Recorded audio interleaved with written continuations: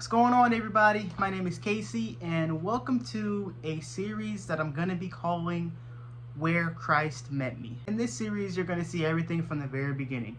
I'm talking like from when I first stepped into the LGBT community at 16 years old to me transitioning to male at 19 years old, taking testosterone, and all the events that happened because of that. And I just hope my testimony can be an inspiration to somebody like me or people who are struggling with their own personal sins to see that it's okay to come to Him. Always remember Philippians 4:13, I can do all things through Christ who strengthens me. Remember that He leaves the 99 for the one, and you are that one. So never feel like you can't go to God because of something that's convicting you in your heart. So again, thank you guys for tuning in, and I just can't wait to share this experience with you all. So real quick, I'm editing right now, and the video you're about to see was taken 8 years ago on June 5th, 2017. I had just recently come out as a lesbian not too long ago, and I was doing a series on the story about it. And I used to have a YouTube channel back then. I thought I was going to be a YouTuber. I used to make a bunch of videos all the time, like vlogs and pranks and, skits and stuff like that. And I used to go by the nickname Anti. Now, Anti was short for antisocial because I did not like people, did not like to associate myself with people for reasons that I will explain as the series goes on. So, back to the video. What's poppin', baby? It's Anti. And I just want to say happy Pride Month to everybody. It's June. And I just want to say I'm so sorry if I don't seem as energetic or I sound weird because I'm just getting over being sick. And this video is probably going to get more views than all my other videos because I'm nosy and you just want to know my business. So if you're that person, I hate you. I'm going to talk about my coming out story. Okay, yeah. 1 year ago, June, I had just got out of a relationship, but I got out of that relationship and I just really I spent some time finding myself and just thinking about, who I am and who I am as a person, and am I really happy with how my life is? And to be honest with you, the answer was no. And I started being honest with myself. I stopped pushing my feelings to the back of my mind, and I stopped trying to fight this feeling that I have felt for at least 2 to 3 years now. I came to the conclusion that, okay, I looked at myself in the mirror and I was like, okay, Casey, you are lesbian, and you need to accept that about yourself. And I want to say maybe around the end of June, my sister Asia, I told her first, the one you always see in the videos, I told her first, and to my surprise, she was like, well, I always knew. I was like, wait, what? She was like, yeah, I've always known, because growing up, we were close, but you've always been like more of the tomboy type, and you've never been like really feminine. You really never really liked feminine stuff. And I waited maybe a week or so, and then like me, I'm a very honest person. Like, I hate lying, and me not telling everyone felt like I was lying to them, and I felt like I was lying to myself, and I just couldn't take it anymore. I felt like if I don't do this now, then I'm still gonna be held back from, the life I want to live, and I'm gonna be held back from who I want to be. So usually I go with my mom to pick up Asia from work, and I thought, okay, that's the perfect time. It's just gonna be me and my mom in the car alone. I could talk to her and tell her. So one night we leave to go pick up Asia from work, and I'm nervous. I'm so nervous. My heart is pounding out my chest. And I wanted to tell her, but every time I wanted to say it, I kind of held back. I got nervous. I got scared. I was like, come on, Casey, just do it. Just tell her. And the whole night in the car ride, I didn't tell her. So the next night comes, and I'm like, okay, you messed it up. Here's your chance now. Just do it. Just tell her. And I remember feeling very, very scared and very lightheaded, and still I didn't tell her. And so the third night comes, and I'm like, Casey, you are not gonna get past this bump in the road if you do not open your mouth and say something. So I looked out the window, I took a deep breath, and I looked at my mom. I was like, Mom, can I talk to you about something? And she was like, yeah, of course, Casey, you know, whatever. You can talk to me about anything. And at that point, I started feeling like lightheaded. You know, like when you stand up too quick and like your vision kind of like goes blurry and you kind of like lose a little bit. That's how I felt. I was like, oh my God. I just rested my head against the window and I took a deep breath. And she was like, you know, what's wrong? Just tell me. And I looked at her and I didn't know how to say it. So I just said, I was like, Mom, do you think I'm gay? And she was like, well, you know, Casey, I think you're your own person, and, you know, I've watched you ever since you were little, and I've always knew you were different, and I knew that in time you would come to terms with your own self. And as she was like going on about that, I just burst out crying. And like I was like crying so hard, like I couldn't even talk. Then I just poured out to her everything I was feeling and all my emotions and everything like I've been going through, you know, alone by myself. And you know, she told me, no matter what, no matter who you decide to be with, no matter who you decide to be in life, I will always be in your corner and I'll always have your back. And you can always, you know, just come talk to me, depend on me.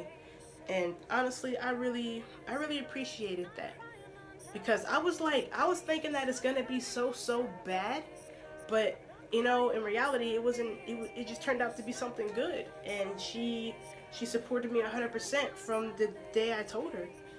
And love you, Mom, for that. Really appreciate that. And you know, that night, Asia gets in the car, and she's like, "What's wrong with Casey? Why is she crying?"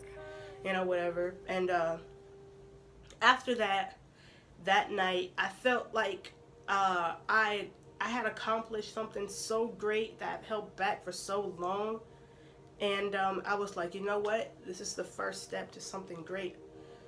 And I was like, you know what? I'm going to tell my dad. And a lot of you don't know this, but I'll talk about this in the next video too.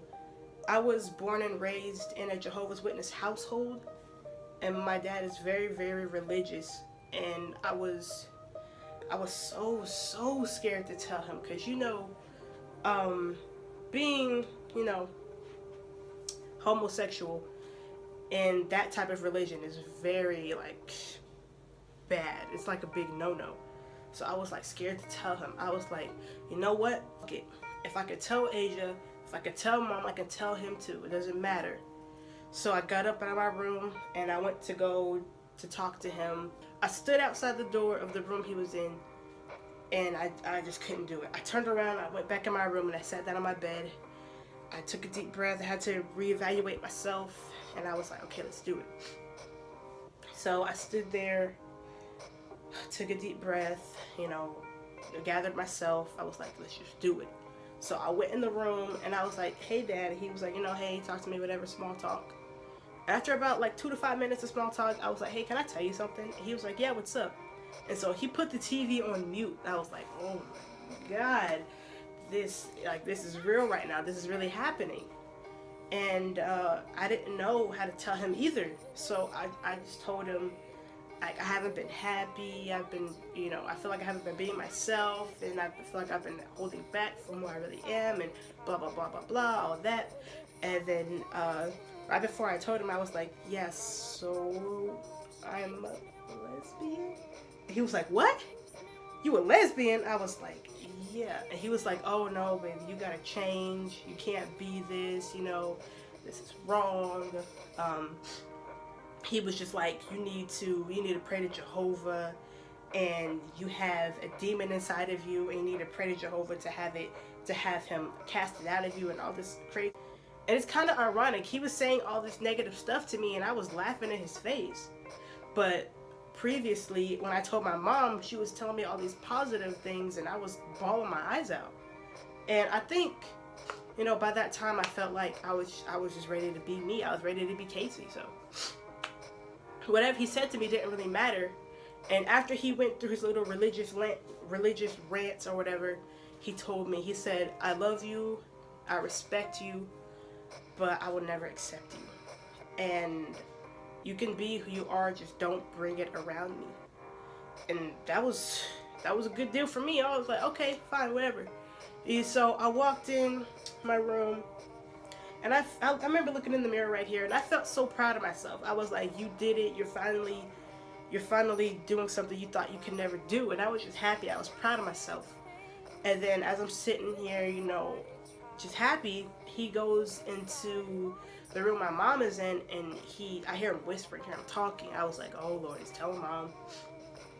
And the next day, I called my sister, my big sister. I was like, okay, I'm gonna tell her. And it's funny because she called me first because she actually has something to talk to me about. I was like, good, this is a perfect opportunity to tell her. But the whole phone conversation, I didn't tell her because I was so nervous. I was scared. And then after the phone conversation was over, she hung up. I was like, dang, I can't. So I waited till like later that night, around 6 or 7 o'clock, and I called her and I told her. And you know, she was cool with it. She was like, Adrian, she was like, okay, I always knew anyway, you know, I still love you. Nothing is gonna change. And I really appreciated that from her. And I texted my brother. I was like, at the time my brother was still living in Houston, and so I texted him. I was like, hey, can you call me? I need to talk to you about something. And I guess he was at work or something like that, because he didn't text me back till like 2 o'clock in the morning. And he texted me like in a panic. It was like rows and rows of messages. He was like, what's wrong? What happened? Is everything okay? I was like, calm down. There's nothing bad like that. I was like, well, I did want to call you to tell you this because I feel like it's stupid to text it, but it's late now, so I might as well. And so I just told him, you know, kind of the same way I told my dad.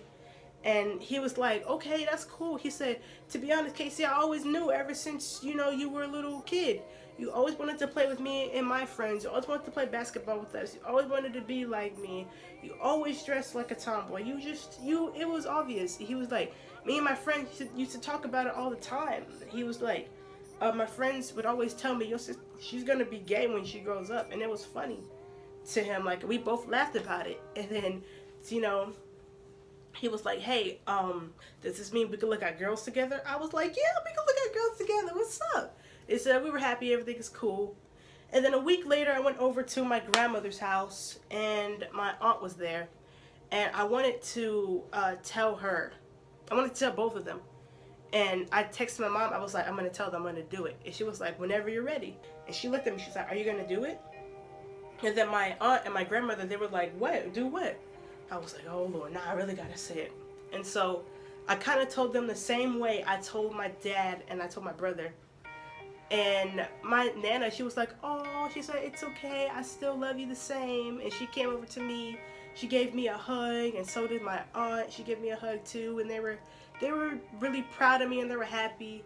And my Nana said something that broke the ice. She was just like, you know what? I think I'm one too, because I just cannot seem to find a man. And we all busted out laughing. It was really funny. So, you know, all good, positive things. All this coming out and stuff was like a week prior to my birthday. And, you know, I just started to, you know, just become me, become myself. And I was so happy that I could finally do that. And ever since then, I haven't looked back. And it has been the best year of my life, honestly. It really, really has. And I don't regret anything. I don't regret anything I've said. I don't regret anything I've done. I don't regret none of it. And yeah, that's my coming out story. And I've been like really, really nervous to like put this on the internet, put this on YouTube.